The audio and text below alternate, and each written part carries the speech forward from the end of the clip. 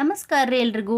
ಇವತ್ತಿನ ವಿಡಿಯೋದಲ್ಲಿ ತುಂಬಾ ಸಿಂಪಲ್ ಆಗಿ ನಮ್ಮ ಉತ್ತರ ಕರ್ನಾಟಕ ಸ್ಟೈಲಲ್ಲಿ ಚೂಡನ ಹೇಗೆ ಮಾಡೋದು ಅಂತ ತೋರಿಸ್ಕೊಡ್ತಾ ಇದ್ದೀನಿ.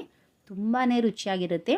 ಹಲೋ ವೀಕ್ಷಕರೇ, ಎಲ್ರಿಗೂ ನಮಸ್ಕಾರ. ದೀಪಾ ಈಸಿ ಹೋಮ್ ರೆಸಿಪಿಗೆ ತಮ್ಮೆಲ್ಲರಿಗೂ ಸ್ವಾಗತ. ಬನ್ನಿ ಹಾಗಾದರೆ ಈ ಗರ್ಗರಿಯಾದ ರುಚಿಕರವಾದಂಥ ಚೂಡನ ಹೇಗೆ ಮಾಡೋದು ಅಂತ ಒಂದ್ಸಲ ನೋಡ್ಕೊಂಬರೋಣ. ಮೊದಲು ಇದಕ್ಕೆ ಬೇಕಾಗಿರುವಂಥ ಸಾಮಗ್ರಿಗಳು ನೋಡ್ಕೊಂಬರೋಣ. ಪುರಿ ಅಥವಾ ಮಂಡಕ್ಕಿ ತೊಗೊಂಡಿದ್ದೀನಿ. ಮುಂಚೆನೇ ಮಾಡಿಟ್ಕೊಂಡಿರುವಂಥ ಚಿಪ್ಸ್ ತೊಗೊಂಡಿದ್ದೀನಿ. ಒಂದು ಸ್ವಲ್ಪ ಬೆಳ್ಳುಳ್ಳಿ ಹೆಸರು, ಒಂದು ಕೊಬ್ಬರಿ ಪೀಸಸ್, ಚಕ್ಕೆ ಮತ್ತು ಲವಂಗ, ಜೀರಿಗೆ, ಸಾಸಿವೆ,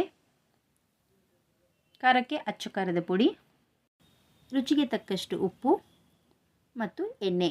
ಬನ್ನಿ ಇವೆಲ್ಲ ಸಾಮಗ್ರಿಗಳನ್ನು ಉಪಯೋಗಿಸಿ ಮಾಡೋದು ಹೇಗೆ ಅಂತ ನೋಡ್ಕೊಳ್ಳೋಣ. ಮೊದಲು ಸ್ಟವ್ನ ಆನ್ ಮಾಡಿ ಒಂದು ಕಡಾಯಿ ಇಟ್ಕೊತಾ ಇದ್ದೀನಿ. ಈಗ ಅದರಲ್ಲಿ ಒಂದು ಸ್ವಲ್ಪ ಎಣ್ಣೆನ ಹಾಕಿ ಬಿಸಿ ಮಾಡ್ಕೊಳ್ಳೋಣ. ಮೊದಲು ಎಣ್ಣೆ ಸ್ವಲ್ಪ ಜಾಸ್ತಿನೇ ಹಾಕ್ಕೊಡ್ರಿ. ನೋಡಿರಿ, ಎಣ್ಣೆ ಚೆನ್ನಾಗಿ ಬಿಸಿ ಆದಮೇಲೆ ಈಗ ಇದರಲ್ಲಿ ನಾನು ಮೊದಲು ಚಿಪ್ಸ್ ಹಾಕೊತಾ ಇದ್ದೀನಿ. ಈ ಚಿಪ್ಸನ್ನು ಮುಂಚೆನೇ ಮಾಡಿ ಸ್ಟೋರ್ ಮಾಡಿ ಇಟ್ಕೊಂಡಿದ್ದೆ. ಈಗ ಎಣ್ಣೆ ಬಿಸಿ ಆದಮೇಲೆ ಈ ರೀತಿ ಒಟ್ಟಿಗೆ ಹಾಕಿ ಫ್ರೈ ಮಾಡ್ಕೊತಾ ಇದ್ದೀನಿ. ನಿಮ್ಗೆ ಎಷ್ಟು ಬೇಕೋ ಅಷ್ಟು ಫ್ರೈ ಮಾಡ್ಕೋಬೋದು. ಬೇಗನೆ ಫ್ರೈ ಆಗುತ್ತೆ. ಫ್ರೈ ಆಗಲಿಕ್ಕೂ ಜಾಸ್ತಿ ಟೈಮೇನು ಬೇಕಾಗಲ್ಲ. ನೋಡಿರಿ, ಈ ರೀತಿ ಫ್ರೈ ಆದಮೇಲೆ ಈಗ ಇವುಗನ್ನು ತೆಗೆದು ಒಂದು ಪ್ಲೇಟ್ನಲ್ಲಿ ಹಾಕೊಳ್ಳೋಣ. ನಂತರ ಅದೇ ಎಣ್ಣೆಯಲ್ಲಿ ನಾನು 1 ಕಪ್ನಷ್ಟು ಕಡಲೆ ಬೀಜ ಅಥವಾ ಶೇಂಗಾ ಕಾಳನ್ನು ಹಾಕಿ ಹುರ್ಕೊತಾ ಇದ್ದೀನಿ. ಕಡಲೆ ಬೀಜ ಮುಂಚೆ ಹುರಿದಿರೋದಲ್ಲ, ಹಾಗೆ ಡೈರೆಕ್ಟಾಗಿ ಎಣ್ಣೆಗೆ ಹಾಕಿ ಹುರ್ಕೊತಾ ಇದ್ದೀನಿ. ಈಗ ಗ್ಯಾಸನ್ನು ಮೀಡಿಯಮ್ ಫ್ಲೇಮ್ನಲ್ಲಿ ಇಟ್ಟು ಸ್ವಲ್ಪ ಗರ್ಗರಿ ಆಗೋವರೆಗೂ ಹುರ್ಕೊಳ್ರಿ. ಕಡಲೆ ಬೀಜವನ್ನು ಒಂದು ಸ್ವಲ್ಪ ಹುರಿದಾದ್ಮೇಲೆ ಇಮಿಡಿಯೇಟಾಗಿ ಒಂದು ಪ್ಲೇಟ್ನಲ್ಲಿ ತೆಗೆದು ಸೈಡಲ್ಲಿ ಇಟ್ಕೊಳ್ರಿ. ನಂತರ ಅದೇ ಎಣ್ಣೆಯಲ್ಲಿ ಉದ್ದುದಾಗಿ ಕಟ್ ಮಾಡಿರುವಂಥ ಒಂದು ಕೊಬ್ಬರಿ ಪೀಸಸನ್ನು ಹಾಕಿ ಹುರ್ಕೊತಾ ಇದ್ದೀನಿ. ಬೇಗನೆ ಸೀದೋಗುತ್ತೆ. ಲೋ ಫ್ಲೇಮಲ್ಲಿ ಇಟ್ಟು ಚೆನ್ನಾಗಿ ಹುರ್ಕೊಳ್ರಿ. ನೋಡಿ, ಈ ರೀತಿ ಸ್ವಲ್ಪ ಕಲರ್ ಚೇಂಜ್ ಆದಮೇಲೆ ಇಮಿಡಿಯೇಟಾಗಿ ತೆಗೆದು ಒಂದು ಪ್ಲೇಟ್ಗೆ ಹಾಕ್ಕೊಳ್ರಿ. ನಂತರ ಒಗ್ಗರಣೆಗೆ ನಾನು ಅದೇ ಕಡಾಯಿ ಇಟ್ಕೊಂಡಿದ್ದೀನಿ. ಈಗ ಅದರಲ್ಲಿ ಒಂದು ಸ್ವಲ್ಪ ಎಣ್ಣೆ ಹಾಕ್ಕೊತಾ ಇದ್ದೀನಿ.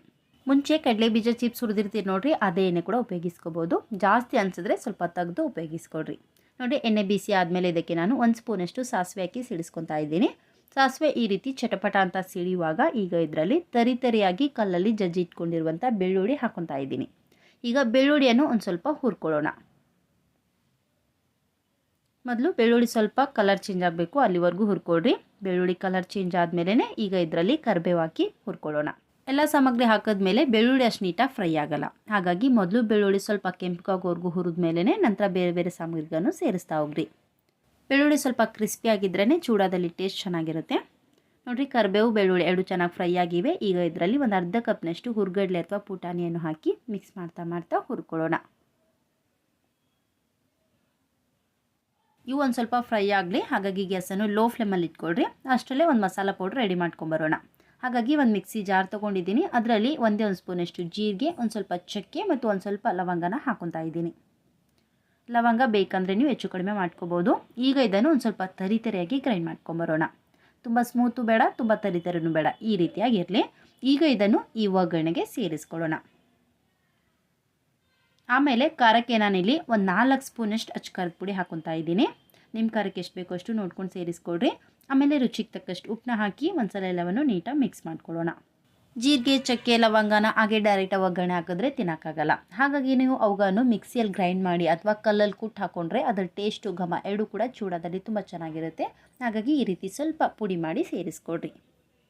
ನೋಡಿರಿ, ಎಲ್ಲವನ್ನು ನೀಟಾಗಿ ಕಲಿಸ್ಕೊಂಡಿದ್ದೀನಿ. ತುಂಬಾ ಚೆನ್ನಾಗಿ ರೆಡಿಯಾಗಿದೆ. ಈಗ ಸ್ಟವ್ನ ಆಫ್ ಮಾಡಿ ಇಮ್ಮಿಡಿಯೇಟಾಗಿ ಈ ಒಗ್ಗರಣೆಯನ್ನು ಮುಂಚೆನೇ ಕ್ಲೀನ್ ಮಾಡಿ ಇಟ್ಕೊಂಡಿರುವಂಥ ಪುರಿ ಅಥವಾ ಚುರುಮುರಿಗೆ ಸೇರಿಸ್ಕೊಳ್ಳೋಣ. ಇವಕ್ಕೆ ನೀವು ಪುರಿ ಅಥವಾ ಮಂಡಕ್ಕಿ ಅಂತೀರಲ್ವ, ನಮ್ಮ ಉತ್ತರ ಕರ್ನಾಟಕ ಕಡೆ ಚುರುಮುರಿ ಅಂತ ಹೇಳ್ತೇವೆ. ನೋಡಿ, ಚುರುಮುರಿಗೆ ಎಲ್ಲ ಒಗ್ಗರಣೆ ಹಾಕಿದ್ಮೇಲೆ ಈಗ ಇದರಲ್ಲಿ ಮುಂಚೆನೇ ಹುರಿದಿಟ್ಕೊಂಡಿರುವಂಥ ಕಡಲೆ ಬೀಜ, 1 ಕೊಬ್ಬರಿ ಪೀಸಸ್ ಎಲ್ಲವನ್ನು ಹಾಕಿ ಈಗ ಮಿಕ್ಸ್ ಮಾಡ್ಕೊಳ್ಳೋಣ. ಬಿಸಿ ಇರುವಾಗಲೇ ಫಟಾಫಟ್ ಅಂತ ಈ ರೀತಿ ಕಲಿಸ್ಕೋಬೇಕು.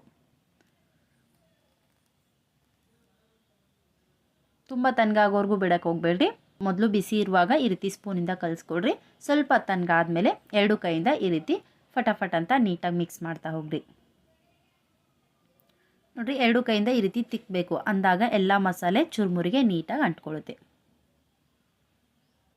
ಉಪ್ಪು ಖಾರ ಏನಾದರೂ ಕಡಿಮೆ ಅನ್ನಿಸ್ತಾ ಇದ್ದರೆ ಈ ಟೈಮಲ್ಲಿ ಮೇಲ್ಗಡೆ ಸ್ವಲ್ಪ ಹಾಕಿ ನೀವು ಕಲಿಸ್ಕೋಬೋದು, ನಡೆಯುತ್ತೆ. ಚೂಡ ನಿಮಗೆ ತುಂಬಾ ಕ್ರಿಸ್ಪಿ ಆಗಬೇಕು ಅಂದರೆ ಒಗ್ಗರಣೆ ಮಾಡೋಕ್ಕಿಂತ ಮುಂಚೆ ಚುರುಮುರಿಯನ್ನು ಒಂದು ಅರ್ಧ ಗಂಟೆ ಬಿಸಿಲಲ್ಲಿಟ್ಟು ನಂತರ ಒಗ್ಗರಣೆ ಮಾಡಿಕೊಡ್ರಿ. ಆಗ ಚೂಡ ಕ್ರಿಸ್ಪಿಯಾಗಿ ರೆಡಿ ಆಗುತ್ತೆ.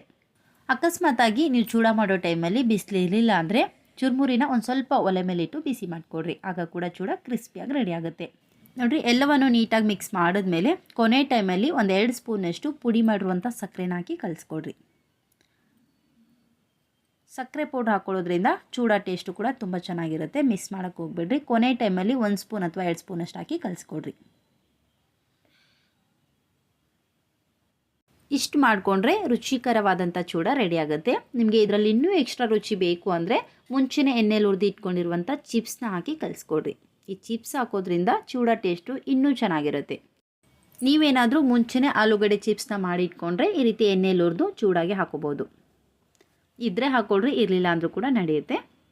ಹಾಕಿದ್ರಂತೂ ಟೇಸ್ಟು ತುಂಬಾ ರುಚಿಯಾಗಿರುತ್ತೆ.